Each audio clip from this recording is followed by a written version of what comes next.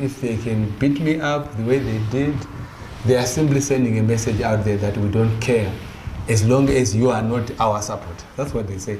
Not just this, they will do that to everyone, including those people in their own party, as long as those people are not supporting. The only person who would not be beaten up in this country is President E.D. Madhuku. That's the message they are setting as far as things are concerned. They will beat up everyone else. So it's how dangerous they are. Don't think that any people who are in ZANU-PF, the top level, are immune to this thing. I've been watching, unfortunately, you are now prompting me to say, I've been watching and following Themba Muliswa's rantings against the vice president on Twitter. If they can allow the vice president to be dealt with that way, left, right, and center, we've been reading that. I mean, who is allowing that to happen?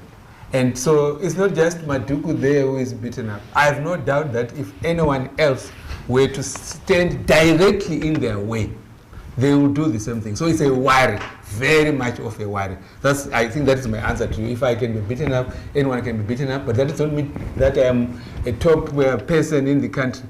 But I'm just an ordinary citizen who is leading a political party. And what I was doing exactly my job, to chair a meeting of an organ of my party, which is discussing how to advance the cause of that party. That is what was happening on... If I'm to interject, sorry, Prof. Madhuku, does it even mean that the Chiwengas of this country are also at risk? Should they also come their way within against the constitutional amendments?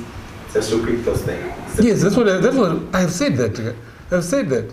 It's the only person who is immune is the president. All right? That is as long as he's occupying that position. But if just simply leaves it, he's not immune. With the kind of culture you are saying, anyone can end up being beaten up. So yes, I mean, they're not just me saying it, but they also know it themselves that they run the risk of the machinery that is put in place is a very dangerous one that this party has been up with. You also remember last time when President Mnangagwa's vice president was demoted, he left the country in ways which are published. He ran away. He was like demoted on day one. The second day we were hearing that I don't know how he crossed the border. He must have gone through our province in Manicaland and so on. Then he preferred us to other places. That's how he was able to leave the country. Ended up in Mozambique, and then we heard that he was now in South Africa. We all know this. Why was he running away? He was running away from a system that they have put in place, which is denser. It can consume its own people. And this is what we want to change. We want to change such a system. It's a very dangerous one, if I may put it that way. You have interjected. But you had asked the other questions that you had. Those kuitika munyika medu amuna kugadzikana. Isusu sekugadzonzi media tiri kupa kutsvagira nyaya atina chatinowedzera kana kutapudza.